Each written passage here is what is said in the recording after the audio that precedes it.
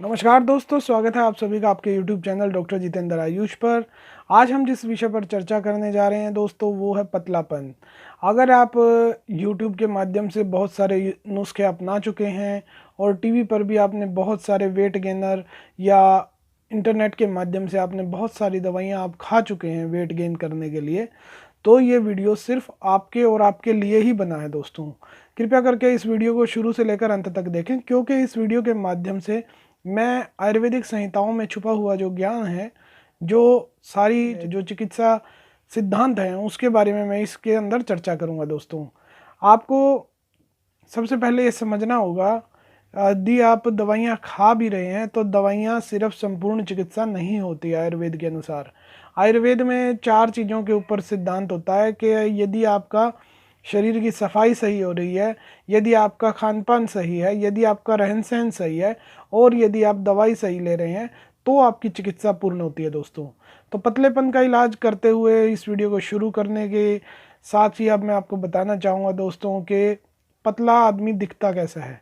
यदि आपका वजन कम है और आप सोच रहे हैं कि मैं पतला बहुत हूँ या मेरा वजन कम है, तो आपको ऐसा व्यक्ति पतलेपन का शिकार है तो वो कैसा दिखाई देता है। आयुर्वेद के महान ऋषि महर्षि चरक जी ने 8 प्रकार के निंदनीय पुरुषों की कल्पना की है। जो 8 प्रकार के निंदनीय पुरुष हैं जिनकी संसार के अंदर निंदा होती है, उसके अंदर अधिक मोटा, अधिक पतला, अधिक बालों वाला या कम बालों वाला, या अधिक गोरा या अधिक काला, या अधिक लंबा या अधिक जो हाइट में छोटे होते हैं। तो इनको अष्ट निंदित पुरुष की एक अध्याय के अंदर पूरा बताया गया है कि इनकी चिकित्सा क्या है, कहाँ तक हम इनकी चिकित्सा कर सकते हैं। तो दोस्तों शुरुआत करते हैं पतलेपन के बारे में। जो साहित्यिक ज्ञान है, जो भी प्रैक्टिस के दौरान मैंने आप सबके लिए नॉलेज है, जो प्रोफेशनल नॉलेज है, उसको आपके इस यूट्यूब चैनल के माध्यम से मैं आपके साथ साझा कर रहा हूँ।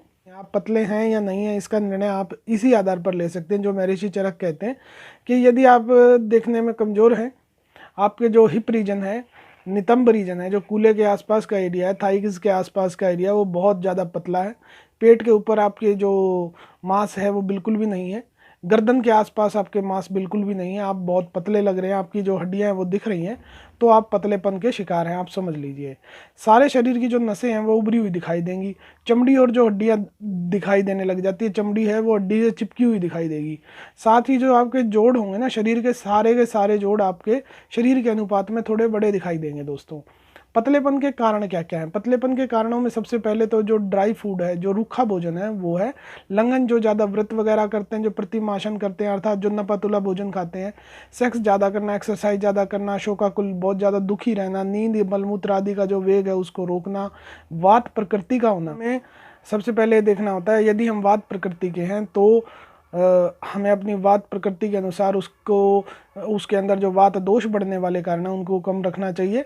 और इसके जो कारण हैं उसके कारण हम पतले ज़्यादा हो जाते हैं। तो यदि किसी के माता पिता कृष हैं, जिनके माता पिता बहुत ज़्यादा पतले हैं, तो उनकी संतानें भी संभावित होता है कि उनके बच्चे भी आने वाले समय में पतले होते हैं। ओल्ड एज, बुढ़ापे के अंदर भी मांस धातु क्षीण हो जाती है, जिसके कारण पतलापन आ जाता है शरीर के अंदर। और दोस्तों, बिना तेल के जो लोग स्नान करते हैं उनके अंदर भी पतलेपन की समस्या आ जाती है। जो रूखे उपटन लगाते हैं, उपटन इस तरह का, जैसे बेसन का प्रयोग करना, उड़द के आटे का प्रयोग करना, या किसी इस प्रकार के आटा या उपटन लगाना, इस प्रकार की सौंदर्य सामग्री लगाना जिसके अंदर स्नेह पदार्थ, जो हमारी शरीर की चिकनाई है वो सूखती हो, तो वो भी हमारे को पतला करता है। या किसी व्यक्ति को बहुत लंबे समय तक कोई बीमारी है, लंबे समय तक किसी रोग से पीड़ित है, किसी को टीबी है, एनीमिया है, या कोई ऐसा रोग है जो जिसकी दवा चल रही है साथ में, तो उसको भी खान पान सही ना होने के कारण या रोग विशेष के कारण भी पतलापन देखा जाता है। और एक बहुत ही कॉमन सा कारण है कि गुस्सा ज़्यादा आना। यदि किसी को गुस्सा ज़्यादा आता है तो वो चिड़चिड़ा स्वभाव से मानसिक तौर से भी और शारीरिक तौर से भी पतले हो जाते हैं। तो पतलेपन के नुकसान क्या क्या हैं दोस्तों? आज इस वीडियो के माध्यम से मैं आपको बताना चाहूँगा कि पतला होना गुनाह नहीं है, लेकिन फिर भी पतलेपन के एक नुकसान है। यदि आप पतले हैं तो उसके नुकसान क्या क्या है? उसका नुकसान है दोस्तों, यदि कोई व्यक्ति एक्सरसाइज ज़्यादा करना चाहता है, खेलना चाहता है, वो खेल नहीं पाएगा और उसका पेट खाली खाली लगेगा, खाना खा लिया फिर भी उसे लगेगा दोबारा भूख लग रही है। और फिर यही कारण है कि उसका भोजन सही तरीके से पचता भी नहीं है, बार बार खाता है, थोड़ा थोड़ा करके खाता है या बहुत ज़्यादा भी खा लेता है, फिर भी उसको भूख ऐसी लगती है कि मुझे दोबारा लग रही है। भूख प्यास सहन नहीं कर पाता है। अगर उसको भूख प्यास लगती है तो वो उसको सहन नहीं कर पाएगा।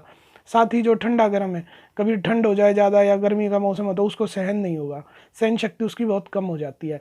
स्प्लिनोमेगैली, तिल्ली के रोग, खांसी, दमा, एलर्जी वगैरह, गुल्म, पेट में गांठ वगैरह, या जो बवासीर की समस्या है, पेट के रोग हैं, ग्रहणी संबंधी विकार हैं, बार बार टॉयलेट जाना, इस तरह की भी समस्याएं उसमें देखी जाती हैं। और इस तरह के जो विकार होते हैं यदि उसको, तो वो बड़ी कठिनाई से ठीक होते हैं। पतलेपन का जो इलाज है उसका सबसे पहला सिद्धांत जो ऋषि चरक बताते हैं वो है दोस्तों लघु संतर्पण।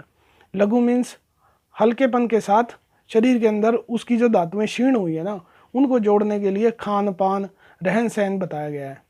सबसे पहले हम इस चीज़ को समझेंगे कि हमारे स्वस्थ शरीर के लिए हमारे को 3 चीज़ें बहुत ज़रूरी है: आहार, निद्रा और ब्रह्मचर्य। तो आहार की भी बात करेंगे इस वीडियो में जो पतले लोग हैं उनके लिए। साथ ही हम नींद के बारे में बताएंगे। नींद उनको ज़्यादा लेनी चाहिए, उनको ज़्यादा सोना चाहिए। वो किसी भी ऋतु में सो सकते हैं। जो अधिक पतले लोग हैं, जिनकी मांस धातु क्षीण हो चुकी है, वो किसी भी ऋतु में सो सकते हैं। जो स्वस्थ व्यक्ति होते हैं उनको ग्रीष्म ऋतु के अलावा और किसी ऋतु में नहीं सोना चाहिए, ऐसा आयुर्वेदिक संहिताओं के अंदर वर्णन मिलता है। मन में प्रसन्नता का भाव रखना चाहिए। जो उसका बेड है ना, बेड शीट वगैरह उसकी मनपसंद सी होनी चाहिए, अच्छे कलरफुल होनी चाहिए, जो उसको अच्छा महसूस कराएं। उसका गद्दादार या मतलब जैसा उसको बेड पसंद हो, जिस पे वो ज़्यादा देर तक सो सके, उसके अनुसार उसका बेडरूम या बेड शीट वगैरह, उसके बेडरूम के अंदर सीनरीज वगैरह होनी चाहिए। दुखों से मुक्त होना चाहिए, ज़्यादा चिंता वगैरह ना करे, ज़्यादा सोचे तो उसको सांत्वना दें, उसको समझाएं। लोग अच्छे लगते हैं जो उसके फ्रेंड सर्कल में हैं या जो उसके परिवार में उनके साथ ज़िंदगी उसकी अच्छी बनती है, तो उनके साथ उसको रहना चाहिए।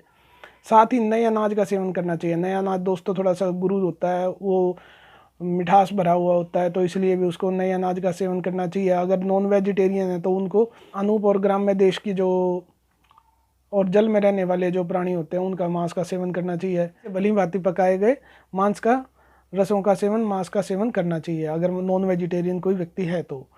अगर वो वेजिटेरियन है तो उसमें भी हमारे पास बहुत सारे चीज़ें हैं खाने के लिए, जिससे हमारा वेट गेन हो सकता है, जिससे हमारी कृष्णता नष्ट हो सकती है, जो हमारा पतलापन है वो दूर हो सकता है। जैसे कि दूध, दही, मक्खन, मिश्री, घी का सेवन, शक्कर और सब्जी में तथा दाल में डालकर घी का सेवन करना, दूध में डालकर घी का सेवन करना, ईंख का जो प्रयोग है, गन्ने का जो जूस है उसका सेवन करना, चावल, उड़द, गेहूं, गुड़ से बनाए हुए पदार्थों का सेवन करना, स्निग्ध मधुर द्रव्यों से बनाई गई बस्तियों का प्रयोग करना, रेक्टल रूट से जो मेडिसिन ऑयल है वो अप्लाई करवाते हैं दोस्तों। तो हमेशा तेल की मालिश करना, हमेशा अपने शरीर को तेल से स्विंग, घर से बाहर जाते हैं या नहाने से पहले उसको अपने शरीर की तेल की मालिश जरूर करनी चाहिए। वो वात, पित्त, कफ प्रकृति के अनुसार किसी भी अच्छे चिकित्सक से अपने और भी मेडिकेटेड ऑयल्स अप्लाई कर सकते हैं, जिससे उनको वेट गेन में बहुत ज़्यादा लाभ मिल सकता है। प्रतिदिन स्नान करना चाहिए। जो स्निग्ध पदार्थों के उपटन है, जिसमें घी, तेल वगैरह का मिला के जो भी सौंदर्य प्रसाधन का कोई अगर वो इस्तेमाल करते हैं तो उसमें स्नेह पदार्थ जरूर होना चाहिए, ऑयली नेचर में जरूर होना चाहिए। वो इत्र तथा माला आदि का धारण करना चाहिए। कमरे में अपने आसपास सुगंध अच्छी होनी चाहिए। सफ़ेद कपड़े पहनने चाहिए। ये कलर थेरेपी का भी वो है कि उसका मन शांत रहता है, जिससे उसके शरीर पे खाया पिया लगता है। सफ़ेद कपड़े उसे पहनने चाहिए। समय पर दोषों का निकलना, उसके जो शरीर में अगर कोई दोष है तो उसको निकलवा देना चाहिए। साथ ही रसायन और वृक्ष योगों का सेवन। फलों में केला, अंगूर, आम, मीठे खरबूज, जो मीठे फ्रूट्स हैं ना वो ज़्यादा खाने चाहिए उनको। अखरोट, बादाम, मुनक्का, अंजीर, मिश्री का सेवन। शतावरी, अश्वगंधा, मुलैठी, विभिन्न प्रकार के घृतों का सेवन करना चाहिए। इस प्रकार हम अपने पतलेपन को दूर कर सकते हैं दोस्तों। वैसे तो यूट्यूब के माध्यम से, टीवी के माध्यम से और चिकित्सकों के मिलकर भी आप बहुत सारी दवाइयाँ खा चुके होंगे, लेकिन इस वीडियो के माध्यम से मेरा प्रयास है दोस्तों कि आप तक वो बात पहुंचाई जाए जो आप इन छोटी छोटी बातों का ध्यान रखकर आप अपने पतलेपन को दूर कर सकते हैं।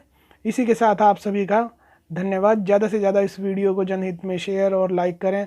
अभी तक अगर आपने हमारा चैनल सब्सक्राइब नहीं किया, आइकन की घंटी पर ऑल का ऑप्शन सेलेक्ट कर लें, जिससे कि हमारी आने वाली वीडियो जो आयुर्वेदिक संहिताओं के और क्लिनिकल टेक्सचुअल फैक्चुअल नॉलेज के साथ आपको मैं मिलता रहूं। तो दोस्तों धन्यवाद।